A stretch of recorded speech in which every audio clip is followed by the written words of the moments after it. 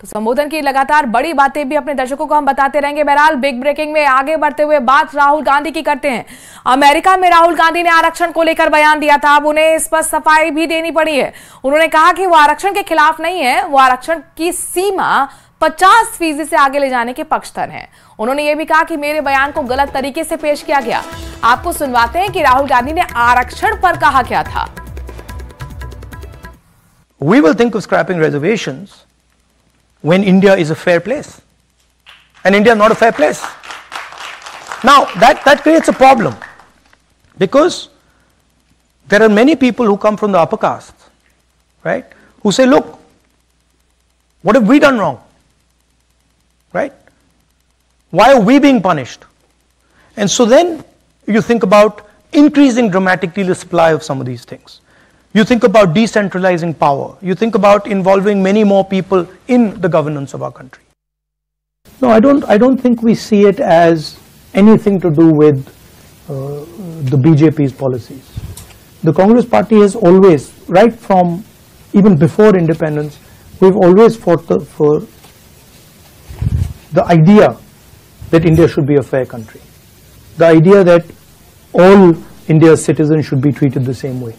And so we feel very strongly that there is a very, very deep problem of participation, and we're going to address that problem.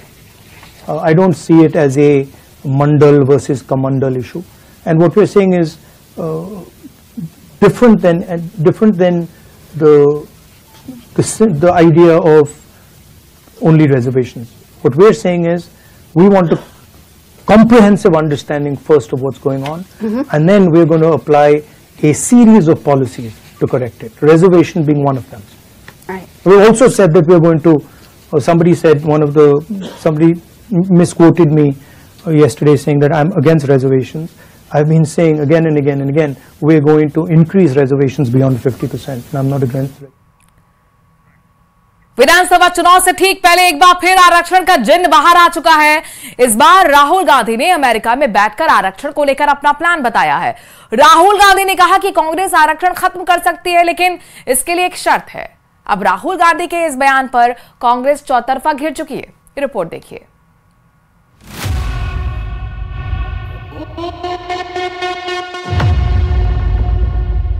We will think of scrapping reservations when India is a fair place, and India is not a fair place. इनकी मंशा थी UPA के सरकार के दौरान कि SC, ST, OBC आरक्षण में से काटकर वोट बैंक को दे दिया जाए। लोकसभा चुनाव में जिस संविधान बचाओ के नारे के सहारे कांग्रेस 52 से 99 सीट पर पहुंच गई, आरक्षण और जातीय जनगणना को हर चुनावी मंच से मुद्दा बनाया गया, वहीं राहुल गांधी अब अपने ही आरक्षण वाले बयान पर चौतरफा फंस चुके हैं। क्योंकि राहुल गांधी ने कहा, कांग्रेस पार्टी आरक्षण खत्म करने के बारे में तब सोचेगी जब भारत में आरक्षण के लिहाज से निष्पक्षता होगी। अभी भारत इसके लिए एक निष्पक्ष जगह नहीं है। यानी राहुल गांधी ने इशारों में आरक्षण खत्म करने की बात जरूर कही, लेकिन उसके पीछे शर्त भी रख दी।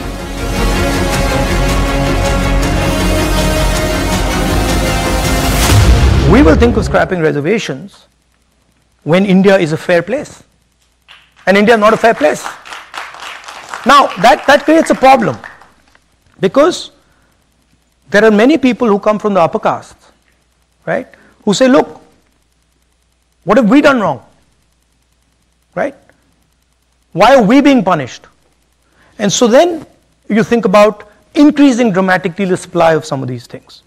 You think about decentralizing power. You think about involving many more people in the governance of our country. अब राहुल गांधी के इस बयान पर मायावती ने कांग्रेस को निशाने पर ले लिया।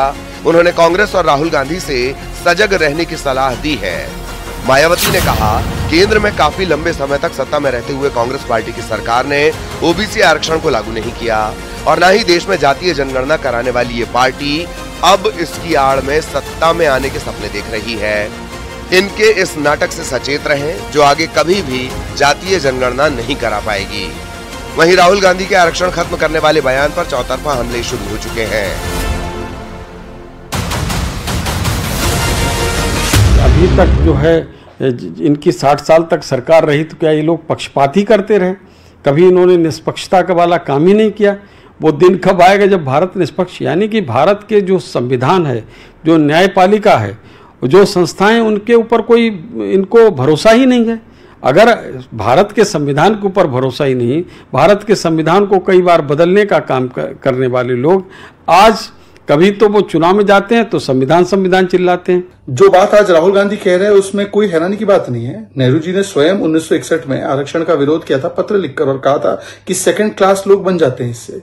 उसके बाद 80 से 90 के दशक में उनकी पुत्री इंदिरा और उनके पुत्र राजीव गांधी ने भी मंडल कमीशन का विरोध किया था। राजीव गांधी ने तो कहा था आरक्षण से तो बुद्धुओं को मौका मिल जाता है। ये उनका कोटेड इंटरव्यू है। और आज जिस प्रकार की बात राहुल गांधी कर रहे हैं, भाई यूपीए की सरकार ने तो जामिया एएमयू में SC/ST का आरक्षण खत्म किया। यानी जिस मुद्दे को सियासी मंच से लोकसभा चुनाव में उठाने की कोशिश हुई, अब उसी मुद्दे पर विधानसभा चुनाव से पहले कांग्रेस बैकफुट पर आ चुकी है। क्योंकि जिस तरह राहुल गांधी ने आरक्षण खत्म करने की बात कही, अब उस पर सियासत तेज हो चुकी है। Bureau report, news 18।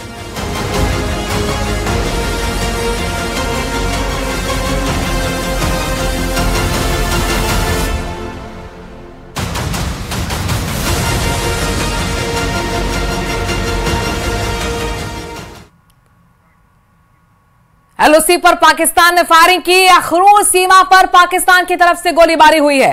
फायरिंग में BSF का एक जवान भी घायल हुआ है। BSF ने पाकिस्तानी सेना को करारा जवाब दिया। सूत्र बता रहे हैं कि फायरिंग के पीछे घुसपैठ की कोशिश थी।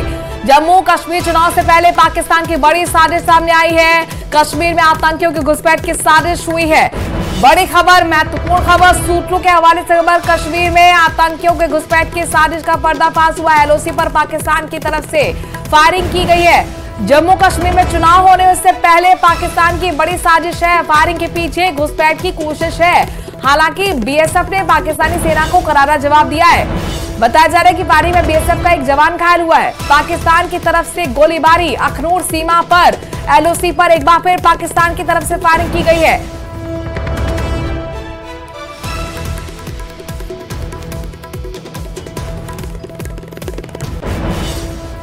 इस बीच बड़ी खबर आ रही है। US सांसद इल्हान उमर से मुलाकात पर राहुल गांधी घिरते हुए नजर आ रहे हैं। इल्हान उमर ने जम्मू कश्मीर से धारा 370 खत्म करने का विरोध किया था। इल्हान उमर ने पाकिस्तानी कब्जे वाला कश्मीर का दौरा भी किया था। इल्हान ने कई मौकों पर भारत का विरोध किया है। इल्हान राहुल की मुलाकात पर देश में सियासत गर्मा गई है। बीजेपी ने राहुल इल्हान की मुलाकात पर हमला बोला। राहुल गांधी पर बड़ी खबर, US सांसद इल्हान उमर से मुलाकात की तस्वीरें आपके सामने। इसी मुलाकात पर राहुल गांधी गिरते हुए नजर आ रहे हैं। इल्हान उमर कौन है, जरा ये भी समझ लीजिए। क्या उनके राजनीतिक एजेंडा रहा है, जरा ये भी जान लीजिए। इल्हान उमर ने जम्मू कश्मीर से धारा 370 खत्म करने का विरोध किया था। इल्हान उमर ने पाकिस्तानी कस्बे वाला कश्मीर का भी दौरा किया था। इसके साथ साथ कई ऐसे मौके आए हैं जब भारत का विरोध करते हुए नजर आए हैं इल्हान राहुल की मुलाकात पर देश में सियासत भी गर्मा गई है। और देखिए, बीजेपी कह रही है कि राहुल इल्हान की मुलाकात जो है वो ये संदेश दे रही है कि किस तरीके से देशद्रोहियों के साथ राहुल मिले हुए हैं। राहुल पर एक बार फिर हमला किया गया है बीजेपी की तरफ से। एक बार फिर राहुल घिरते हुए नजर आ रहे हैं। तस्वीर सामने आई है, US सांसद इल्हान उमर से मुलाकात राहुल गांधी की हुई। इसी तस्वीर पर भारत के अंदर सियासत गर्म हो गई है। इल्हान उमर ने जम्मू कश्मीर से धारा 370 खत्म करने का विरोध किया था। इल्हान उमर पाकिस्तानी कब्जे वाले कश्मीर का दौरा भी कर चुके हैं। इसके साथ साथ ऐसे कई मौके आए जब भारत का उन्होंने विरोध किया, और इसी को लेकर बीजेपी राहुल गांधी पर हमला कर रही है।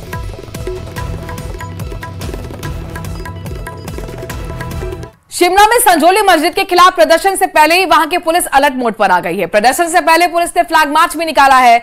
आज आपको बता दें कि हिंदुओं के प्रदर्शन से पहले संजौली चौक से ढली टनल तक हथियारबंद पुलिस वालों ने फ्लैग मार्च निकाला। इसके साथ साथ संजौली में भारतीय नागरिक सुरक्षा संहिता की धारा 163 लागू कर दी गई। इसका मतलब क्या होता है? इसका मतलब यह होता है कि 5 से ज्यादा लोगों के इकट्ठा होने पर प्रतिबंध रहेगा, मनाही रहेगी। यह आदेश आज रात 12 बजे तक लागू रहेगा।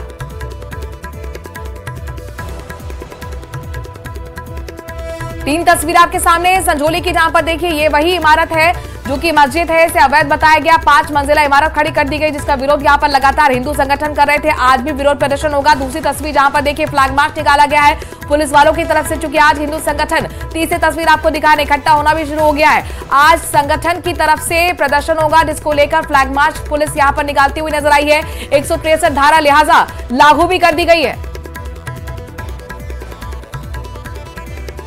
एहतियातन तौर पे जो है वो पुलिस का पर्याप्त बंदोबस्त किया गया है और हमने जो है पिछले शाम भी ये बताया था कि प्रोटेस्ट के लिए तो अभी कोई गुंजाइश है नहीं, क्योंकि जितना भी इस संदर्भ में प्रोटेस्ट किया जाना चाहिए था वो अपॉर्चुनिटी सबको मिली है।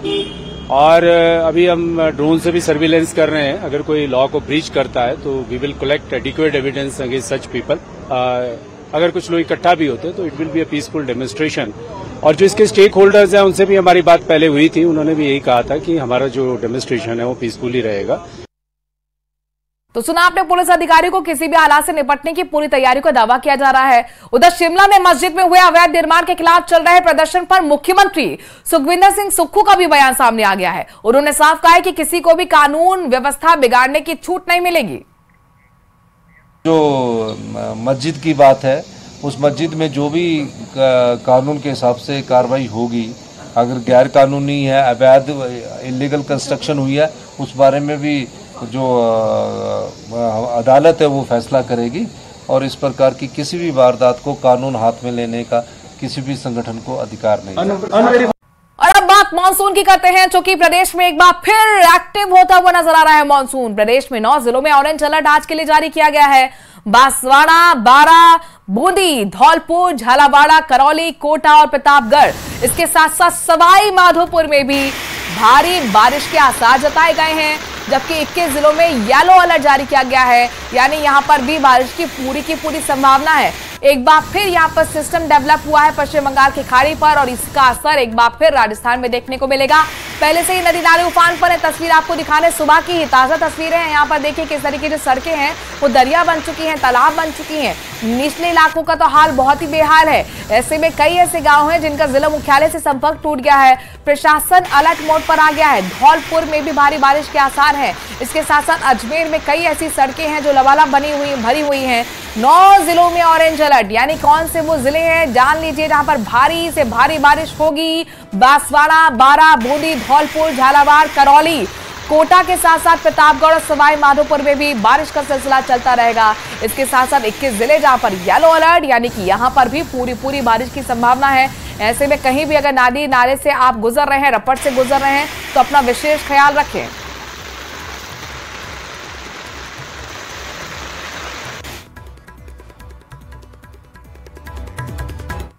विधानसभा अध्यक्ष वासुदेव देवनानी दिल्ली दौरे पर हैं। इस दौरान उन्होंने केंद्रीय मंत्री गजेंद्र सिंह शेखावत से शिष्टाचार भेंट भी की है।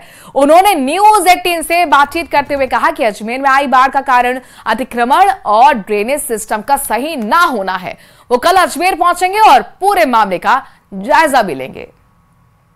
ऐसा पत्र लिखा है, पत्र हुआ है, लेकिन उसकी तथ्यात्मक जानकारी भी करूंगा।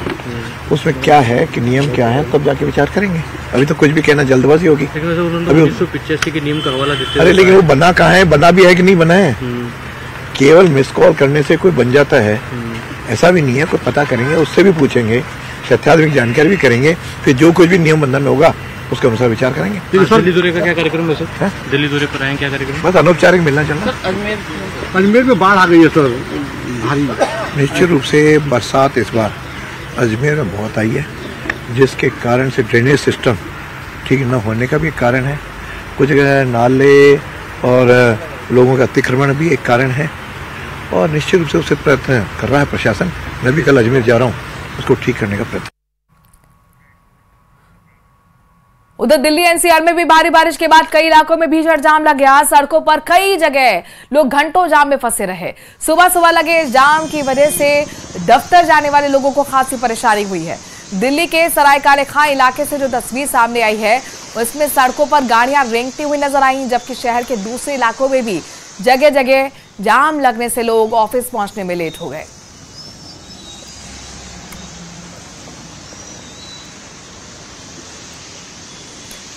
ये दिल्ली का नजारा है, दिल्ली एनसीआर में, जहां पर देखिए किस तरीके से जाम लग गया। जाम के जाम में लोग जूझते हुए नजर आए हैं, घंटों का ये जाम। ऐसे में सुबह के वक्त लोगों को खास परेशानी ऑफिस पहुंचने में हुई। यहां पर दूर दूर तक आपको गाड़ियां ही गाड़ियां नजर आ रही हैं। कई किलोमीटर ये लंबा जाम लगा था। दरअसल लगातार रुक रुक कर बारिश का दौर सुबह से ही दिल्ली एनसीआर में चल रहा है, जिसकी वजह से रेंगती हुई गाड़ियां नजर आई हैं। खास तौर पर लोग ऑफिस जाने के लिए लेट हो गए जाम के जाम की वजह से।